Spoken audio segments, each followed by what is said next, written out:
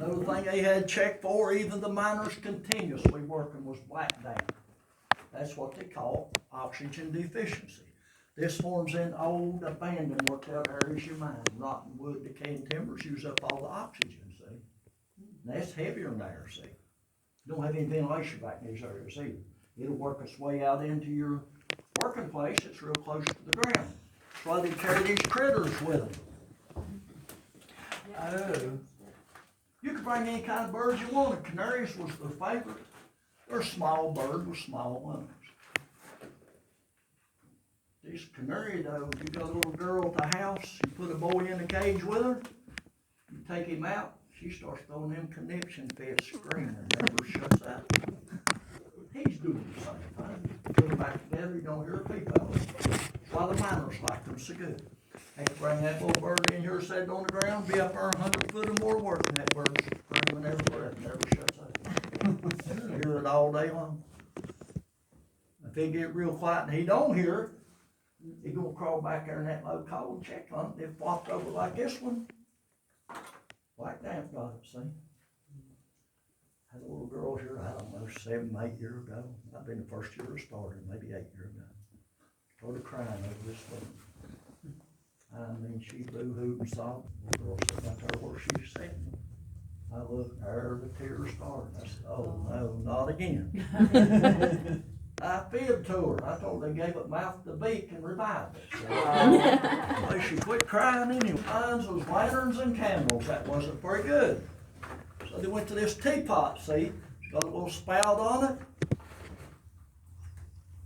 Got a little wick in it. Carried a can of lamp oil, kerosene, bacon grease, lard, anything they could find to burn. Fill that thing up, light it, stick it on the side of their hand. Very poor visibility. This one ain't better than a candle. So to improve on that, they went to the carbide lights. Now that's the big improvement at the bottom, water in the top.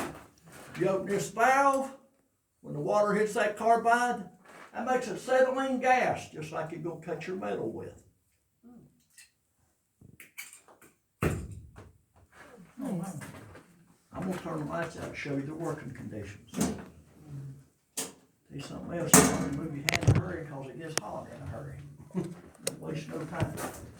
Now this is the big improvement in lighting. They like work 12, 14 hours with that. No thanks. My dad started mine in 1924. He was 15 years old. That's what he used, see? You want to see total darkness? No. All right, here we go.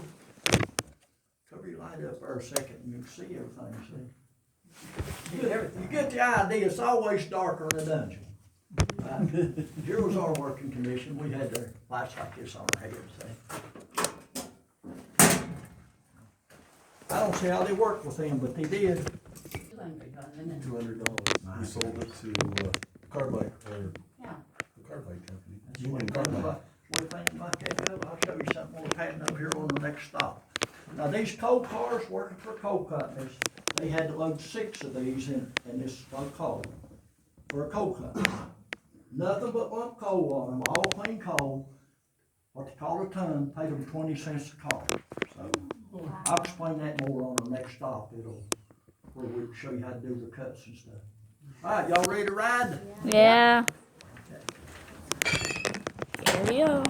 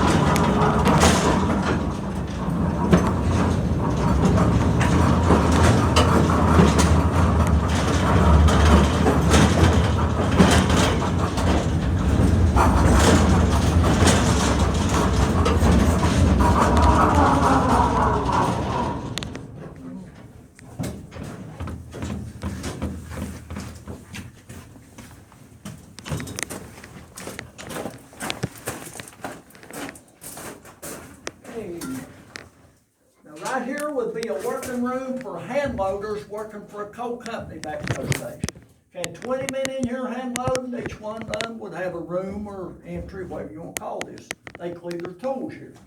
Now, if he could not load those 6 cars like I showed you up yonder, company fired him. Didn't have any use for it. They would bring boys with them, 6 to 15 years old, to help make his cuts and load the cars. Those boys never got paid a penny for that, see. Training them's what they called that, see. Free labor. It helped a man keep his jobs, what it really amounted to. Coal height in here is 32 inches. That's what this guy's working in. He's not allowed to mine any rock. They take this top down when they're not producing coal, see. Has to be done on an idle ship. This height mining is called scratch back mining. Out of the 44 years I spent working for coal companies, I spent 11 years crawling around this stuff. Guess that's why my knees hurt, back, and everything else, see. Older age don't help none either, but at least I survived it, that's the main thing. This old guy to make his cut had to do it all by hand, see. We had equipment. This old guy got to crawl back in here on his hands and knees, take a pick, lay down on his side, dig an undercut underneath the coal in the rock. Makes it that much harder. 4 foot deep, 5, 6 foot wide, depending on roof conditions. Once he gets that all dug out, he takes his shovel, throws all the rock out. It has to be nothing but clean lump coal to get paid. Then he has to drill 3 holes, 4 foot deep, one on each side, one in the middle, if this old hand do it.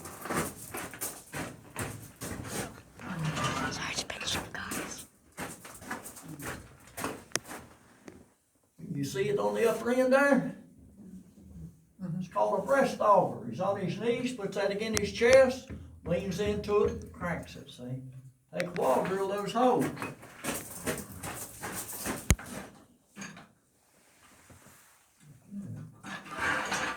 Once he gets his holes drilled, he crawls out the mouth of the place. That's where he keeps his powder. Back then, most of them use black powder, gunpowder. You have him some paper, something rolled up in it, stuff all 3 holes full of powder. Put mud or whatever you get, even dirt behind it. Take a tamping stick, tamp it up tight, pack it in there. Then he shoves him a hole back in all 3 shots. That's where he puts his fuses. Fuses was called squibs. Look just like the wick on a firecracker, about the same thing. He put all 3 squibs in the hole, tie them together. Then he's got to come out here and warn his co-workers. Fire, fire, fire in the hole. Crawls back there and lights that squib. That's when he better be faster than a squib and get out of there. Hopefully he does. As soon as the shot goes off, he does not to clear the company, don't allow that. Shows that first car right up in that dust. Gets as close as he can get it to load. There's not enough height to shovel over. The board on the front has hinges, sweep it down. Now the shovel he loads with is a number 4 like that, but it's a pitchfork. That way you load nothing but lump coal. Start slinging all that lump coal back in the car. Eventually get all 3 cars loaded. Someone has to take them outside. Then he's got to get another cut, but he has 4 foot of unsupported top. He'll have set 1 timber on each side for roof support, like you see up here. Those 2 timbers are the only thing a company supplies that man with. Every tool he uses, pick, shovel, drill, carbide, powder, you name it. He buys at the company store, comes out of his wages. Most of them lived in company houses, food, furniture, clothing, rent, everything come out of his wages. Most of them never drawed a penny. The others sold the company store. A miner got killed back in those days, normally on the day of the funeral, when the family returns home, their furniture's pitched down in the yard. Another miner moved that house. Companies didn't care. Don't care now either, to be honest with you. Never did a difference in them. Company stores, they still had them when I started mines in 1970. We were not obligated by anything there, but a lot of us did. You're going to pay 3 or 4 prices for it. Way more expensive. See, I graduated in June of 1970. My girlfriend was a year behind me. Lord, I asked her to marry me 7 or 8 times, maybe more than that. I don't know. Finally, she said yes. So up in the spring of 71, I found me a good level acre lot down here in Raleigh County, down the western end. $100 for that. You couldn't get a foot back for $100 now, not a level lot anyway. My church Beckley paid down payment on a 2-bedroom trailer, drug that thing down there setting it up. Talk about moving up in this world, that thing had a commode and a bathtub in it. First commode I ever seen was in high school. They knew a bunch of us did. They'd have somebody designated to take you through the bathroom to show you what a commode was. I can remember reaching over, hitting that lever, jumping back. Well, I've never seen such a crap. I'm glad it's better for my kids. I mean, they couldn't comprehend how we raised. They couldn't. They had no idea. Them old cold winter nights, snow blowing through the cracks, never heard of insulation. Had a glass of water poured up and left the glass freeze solid. There's no way they could comprehend it. Lord, I'd like to go back and do it again. I know time goes on, I can't. But if I could, I would. Me, that's the good old days. They're long gone, no doubt about it. Anyway, one Saturday I was working on that old trailer and I put some underpin on it. The furniture come in those trailers wasn't worth having. Chest of drawers and dressers, paper thin. I don't know even put them in there. I decided to go down to the company store and get a new bedroom set. Kind of in the day, my girlfriend or mom come up looking that trailer over. And I made the mistake of telling her. She said, "No, you ain't." Said, "I'm gonna go pick it out." Well, it bossed me then, they let up since, still bossed me. I heard they ordered that thing, it was a Bassett, $800. I've got it from Beckley 2 or 3 times. We definitely got our money's worth, cause we still have it, almost 53 years later. Wow. They don't make furniture like that anymore. That's why I always asked if they went with me before, I tell different stories. This is one of my better ones. Had a lady last year get outside, gets her phone out, calls my wife. I didn't know she knew her. She was fact checking me what she was There doing. you go. So you better tell stories of backslide. I done found that out. Yeah. Yeah. Yeah, she come back, apologized. She said, "I was fact checking you." Said, "You told the truth." Phase 2 every now and then anyway. All right, off the track over here now. When I back up, I'll stop where y'all see this. This will be a little bit interesting. You got a question? Yeah, so did you, people ever could get ahead of the company mind? If you're headed back to the company store, you bought your food from the company Back in store. those days, they never. No, No, all they did was exist. Work for kids till they dropped dead. so back in the old days, when they had people that were working, if the worker got too far ahead of the mine, would they get rid of them? I'm saying, you know, if they'd spent more than they were actually making mining the coal, They wouldn't let him have nothing at the company store. okay. They, till he got called up. They keep it regulated. They knew what he made every half. And that's about what they had to live on, plus the all raised gardens and stuff like that. So So how far back would they follow the seam, as far as it went? usually they had a boundary, property line, they would measure. Oh, okay, They property had lines. engineers or whatever, somebody would measure it and tell how far they drove. And one of them would steal the coal from other places too. They didn't, match with that. So. These are shallow mines, but then gold mines, in Nicaragua, Yeah, Red Bull, Colorado, been down Yeah. 6,000 feet. oh, yeah, yeah. Okay, cross the track over there. Let's talk about that patent ball gun. That orange piece of equipment is a scoop, the very first scoop ever built. They're DC battery powered, the bucket on the front, you can haul coal, haul supplies and things. Bill Drumheller built that one in his spare time, right in Raleigh County down southeastern part. He built it in the garage of his house, he didn't get a patent. His family lost billions, no doubt about it. Now that Jeffrey Lowe machine, that come along around 1929, powered by DC electricity, that's what replaced your hand loaders equipment in the mines. That has arms on the front to gather up the coal, chain down the middle of the boom on it. That operator there we call Marvin, he used to be a tour guide here. Loved his job, he passed away last year, about 83, almost 84. Anyway, Marvin would trim that in a cut, start with his buddy, shove the car under the boom, and less than a minute you had a car coal loaded. You talking about a big time production booster it was, big time. Loaded a lot of rock too.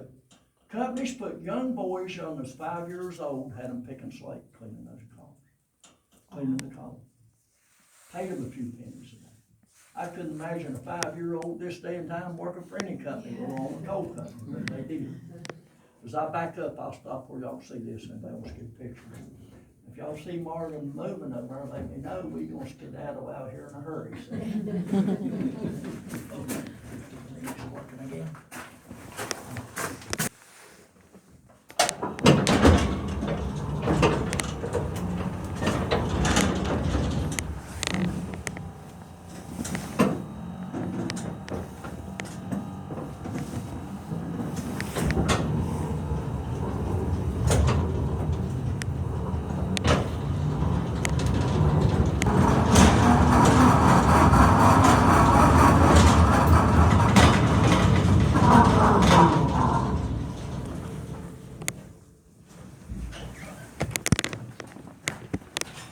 Have anybody from North Carolina on here now?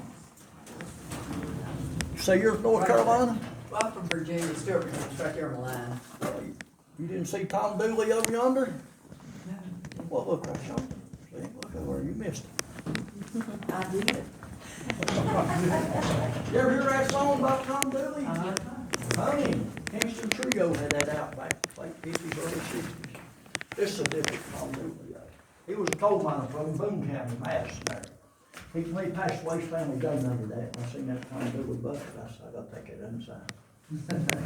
Had told us, I don't know, 3 or 4 years ago, from Charlotte, sung the whole song when they sang it. They knew every word of it. They knew it well. All right, see these roof bolts? That's why you don't need timbers out here to support your top. Roof bolts will hold your top up now. Do they have those in those mines that you went in down there? Yeah. They come out in the 30s, see. A roof bolt has to anchor one solid foot of strap. Put those plates on it, no more than 4 foot apart. It pulls your whole top together, builds a bridge is what it actually works, see. Early days, they drilled those holes with a stoker or jackhammer.